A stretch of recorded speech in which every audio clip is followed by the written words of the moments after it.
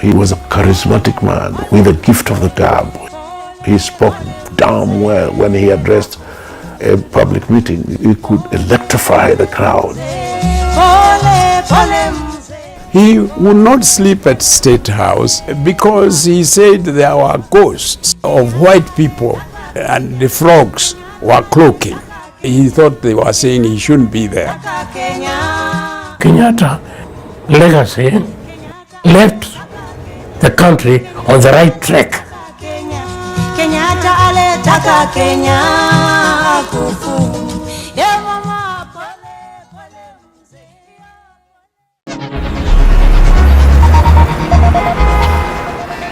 The Kenyan capital, Nairobi, one of the fastest growing cities in Africa.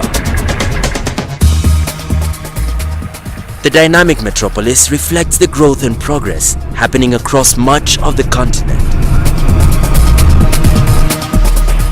But though it's a city looking to the future, it is also one mindful of the past. And the man who helped shape Kenya into what it is today.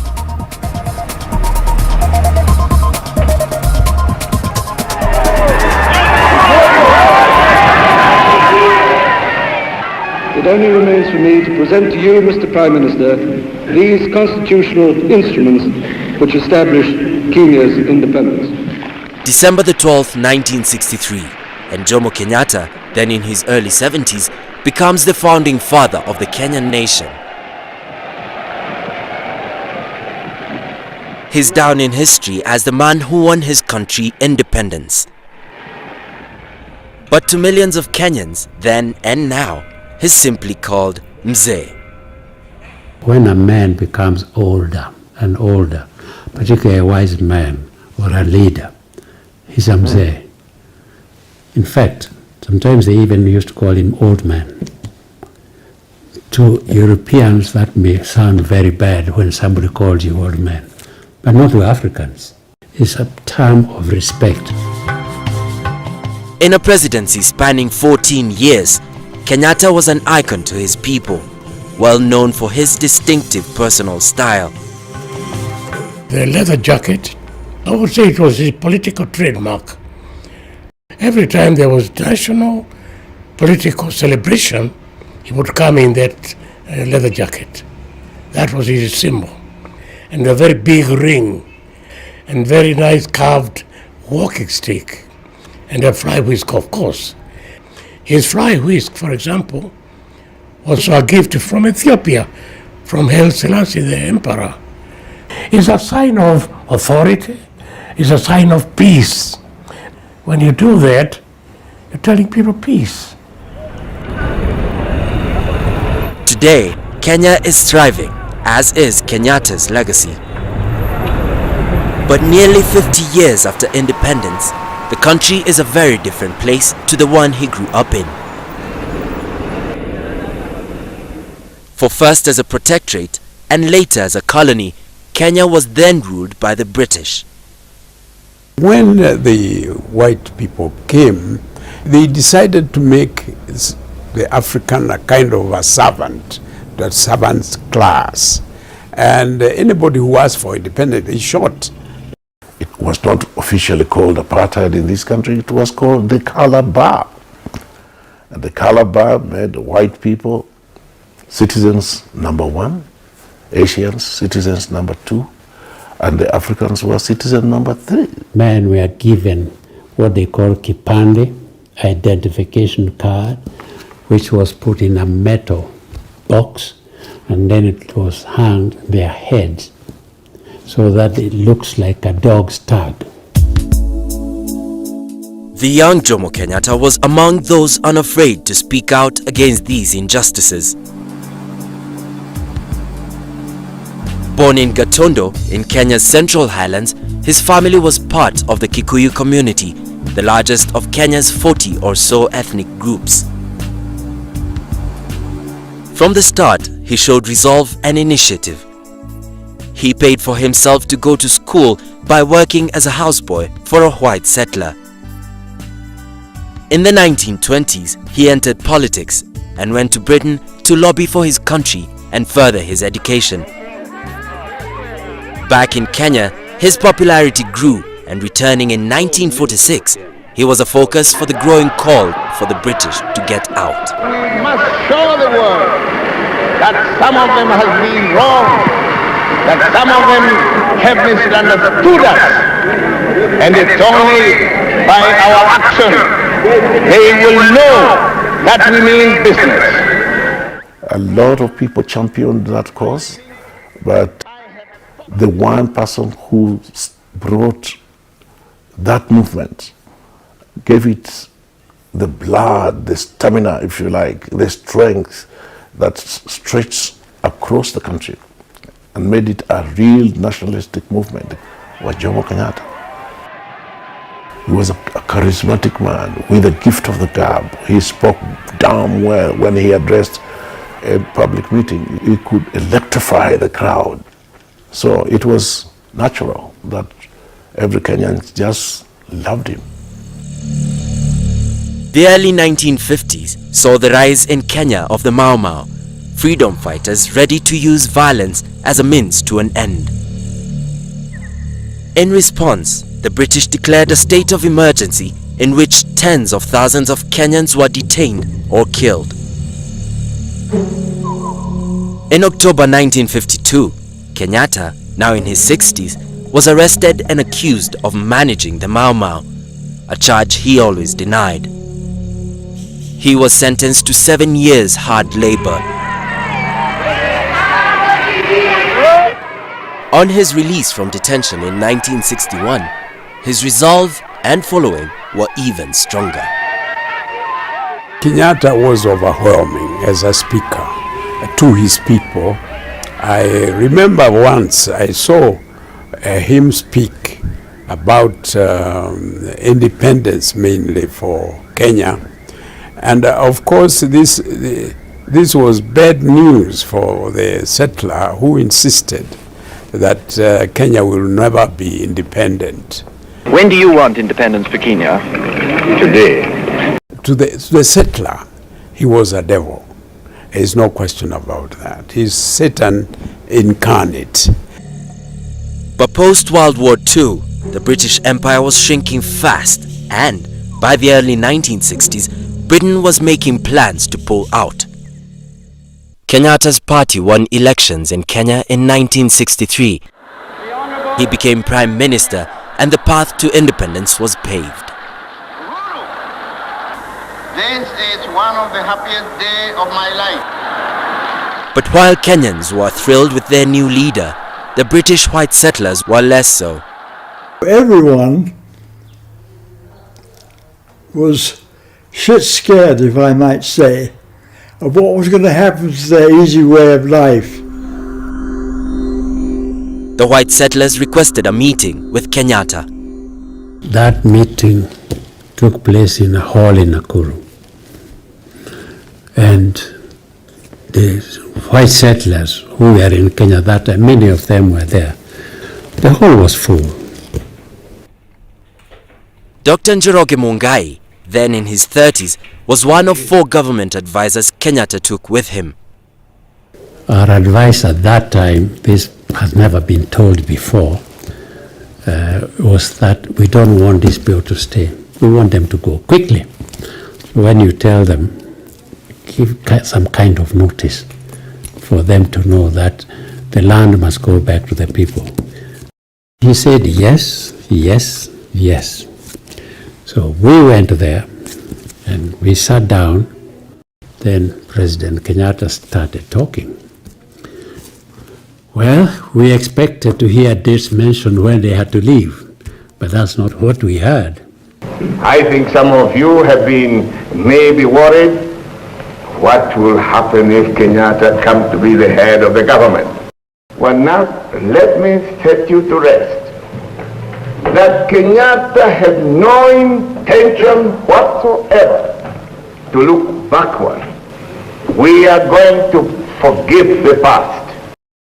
That speech was a very good one. He said, stop, look, calm down, boys. I'm not going to slit your throat. If you behave yourselves, and don't throw your weight around. There's a future for you here. That's not what we thought he was going to say. But the meeting went off very well. And they asked any questions, he handled them beautifully. We admired him. But still, he didn't say something that we had asked him to say. So when we finished the meeting, we went back to the small room just to discuss with him. Well, Mzee Kenyatta said, yes, I listened to you very carefully. I listened to your advice very well, but I did not accept your advice. If you look at it now, it was a very smart and a very wise way of doing it. We were men in a hurry, youth in a hurry, and we wanted to see them get out and get their notice. But he was much wiser than us. Tolerance and cooperation were the hallmarks of the new Kenyatta presidency. He coined the phrase Harambee, meaning let's pull together, and it became a national slogan. But though he'd invited the white settlers to make Kenya their home, he found it difficult to think of State House, previously the British seat of government, as his. He would not sleep at State House because he said there were ghosts of white people. He said that he couldn't sleep because there were ghosts of white people and the frogs were cloaking. He thought they were saying he shouldn't be there. From then on, every night, however late, Kenyatta made a 50-kilometer journey to Gatondo. As well as being his birthplace, it was now the location of the home he shared with his wife Ngina and their 4 children, Christine, Uhuru, Anna and Muhoho. Ngina was Kenyatta's 4th wife. He had 4 more children from earlier marriages, including one to a British woman while living in the UK. As a father and as a husband, he embraced traditional values. He liked his wife to look like a Kikuyu wife, not too anglicized or westernized. Trousers at the time here were not worn have just very recently been taken over. They were going to go for the inauguration of the Air Force, and Mama Ngina, looking for to look best, wore trousers, and the Mzee did not like it. Oh yes, I think she changed, yeah. At heart, he was still a very sentimental Kikuyu person, and loved in the evening nothing more than to have dozens of women chanting away in their tribal songs, night after night after night. He loved that sort of thing. When it came to his country, however, Kenyatta was modern and progressive. Under his leadership, the infrastructure grew and the economy prospered. As soon as independence came and Kenyatta government was formed, I think it was as if the whole world was waiting for it. A lot of investors moved in. The economy was very, very lively. I think his leadership really spearheaded the economic development. In building this new nation, Kenyatta had an overriding priority. Number 1 for Kenyatta was education. He regarded its education as a very important instrument in the governance of the country. Successful education system was very important to him. In 1966, the Jomo Kenyatta Foundation was set up. Its mandate, to use proceeds from the sale of textbooks to pay for deprived children to go to school, continues to this day. Nerias, come and demonstrate to us how to construct a perpendicular bisector of the line AB. You first construct a lane. Thanks to the foundation, 15-year-old Nelius Wangare is now studying at a girls' boarding school in Nairobi. Her ambition is to become a chemical engineer. You make another suspended arc over here. Without the scholarship, she'd have little chance of achieving her dream. For her mother is a single parent and her home is one of the city's biggest slums. The Jomo Kenyatta Foundation has so far educated approximately 15,000 Kenyan needy and bright students in the Kenyan public secondary schools at an approximated cost of $6.25 million. The students are poor, orphans, destitute from all over the country. We also cater for the disabilities. I think if it were not for the Jomo Kenyatta Foundation sponsorship, I don't think that I could first have gone to secondary school. Maybe I could just have been left in the village roaming like some of my friends there, because my mother could not have afforded the fees to take me to a secondary school. I think that the Jomo Kenyatta Foundation sponsorship have helped me a lot. As well as nurturing his new nation, Kenyatta was successful in forging links abroad. During the years following independence, he regularly played host to visiting dignitaries and heads of states. Prince Charles, Princess Anne came here and we wanted to see him at home. I was foreign minister then, so I took them to Gatundu, his home, and they sat there in an African setting, all of them being very comfortable, talking, laughing about their own country, about this country, and they also felt quite happy. He was able to adjust to anybody. He had a wonderful sense of humor. Outside the public arena, if you met him in private, he was full of jokes. He had very good sense of humor. He made people laugh, and his memory was just wonderful. On other occasions, however, Kenyatta could show a different side. He had a terrible temper sometimes. I remember once Jomo Kenyatta, he had called the Baluhia people to talk to them about fighting in their area. They had been burning of houses, and Jomo said, look, I'm not going to send the police to find out who it is. It's one of you. But one of the people said, tried to justify the situation and used some words that were very unpleasant to Jomo Kenyatta. So he threw that fly whisk to him. As the years progressed, it's claimed, Kenyatta became increasingly intolerant of dissent. He had the Kenyan constitution amended to extend his powers. In the euphoria of independence, politicians of different backgrounds and beliefs had joined together. But within a few years, factions were forming, and Oginga Odinga, once Kenyatta's ally and vice president, set up an opposition party. Rivalries came to a head when in 1969, both men turned up at the opening of Kisumu Hospital in western Kenya. The crowd, mainly Odinga supporters and members of his ethnic group, the Luo, began heckling Kenyatta. A scuffle broke out in which, on the main dais of these VIPs, somebody threw a chair in Kenyatta's direction. Well, Kenyatta obviously was very well prepared, and so were his people, for trouble. And trouble then began in a serious way. There was an awful lot of shoving and pushing. There was a lot of noise that was being made, and the voices were drowned. And of course, it was the duty of the police to protect and keep peace. The bodyguard of Kenyatta surrounded him and started firing outwards in a general kind of way. It was terrifying. The main crowd were about 100 meters away, and they started shouting anti-Kenyatta slogans.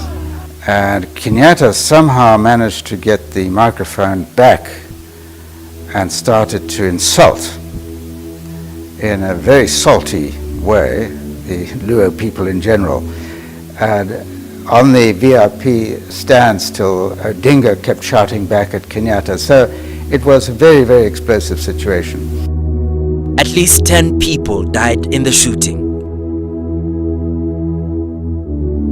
Just days later, Odinga's political party was banned, turning Kenya effectively into a one-party state, and Odinga himself was arrested and detained. Kenyatta, by now, was nearing the end of his second presidential term and approaching 80. Because the constitution had been changed so much, it gave Kenyatta the powers to detain without trial. And that showed clearly what kind of a despot he had become, an intolerant despot who could not tolerate any form of opposition. Land issues also proved controversial and remain so to this day. They were cited as factors in violence in Kenya following elections in December 2007. What happened in 2008 was not so much a question of election. It was a land question. Election was just a trigger. Every time there's such a thing, it triggers that anger. Any spark can cause a conflagration.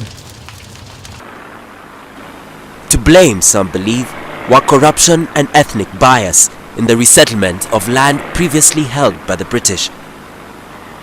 I have to admit that the exercise was not as straightforward, it was not as successful, it was not as good as it should have been. Because if it had, I think we would have solved the problem which is still with us. Instead of really doing it in a straightforward manner, they were a bit crooked. Kenyatta's personal acquisition of large tracts of land is also a source of national debate. But other events cast perhaps a darker shadow.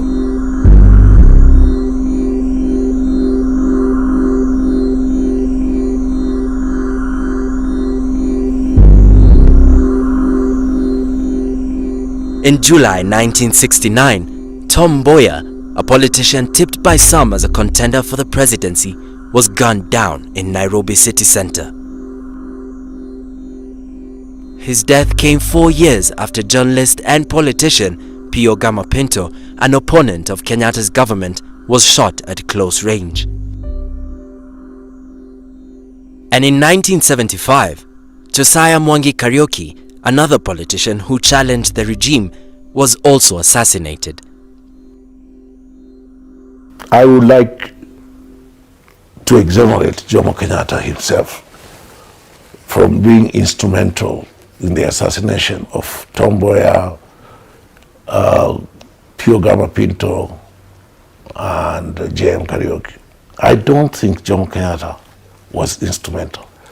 Jomo Kenyatta was getting old. He was not even really running the show.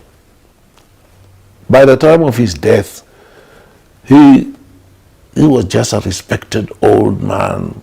His health towards the end, about the last 4 or 5 years, was not good, because sometimes he could not fulfill his official duties, although he made every attempt to come out of.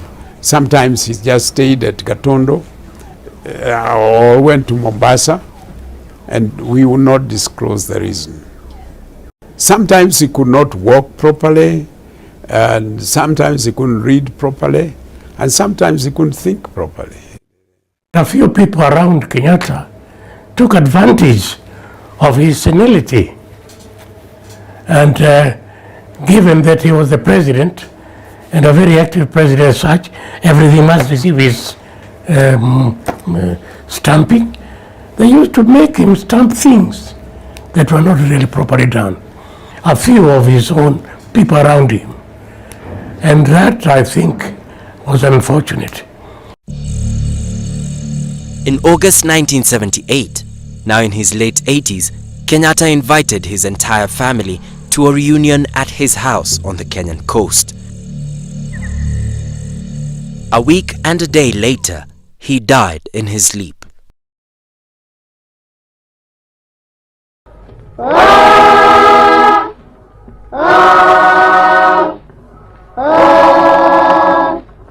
Ilikuwa kilio nchini Kenya, watu wote tuliona huzuni mwingi sana. Despite Kenyatta's advanced years, the nation he'd founded was stunned. People cried, people were upset. You know, we embalmed him, and so he was lying in State House.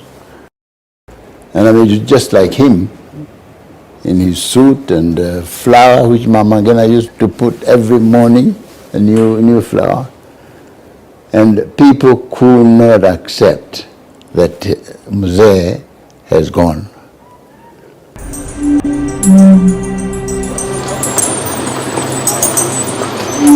Jomo Kenyatta's legacy was, or still is, that Africans in Kenya could rule themselves.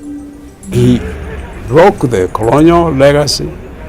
He persuaded people that they could rule themselves, and those who were in doubt, he ruled them and showed he could rule them with justice, and they could develop into a new country. Today, we have a lot of doctors around. Today, we have a lot of engineers. Lawyers, you don't have to count them. There are so many. And all that in a relatively short time of less than 40 years. Kenyatta legacy left the country on the right track. He left a very good foundation. It keeps Kenya going even today. Otherwise, there are occasions that have come. If there was not a firm foundation like that, Kenya could have disintegrated. It has not, and it is not going to, because of that good, firm, strong foundation that the father of this nation created.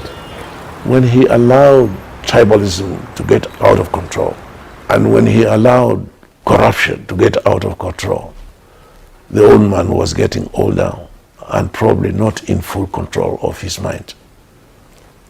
Because the Jomo Kenyatta, who was free, independent, thinking Jomo Kenyatta, was willing to sacrifice himself for the sake of this country. And I think we should remember him as a great man.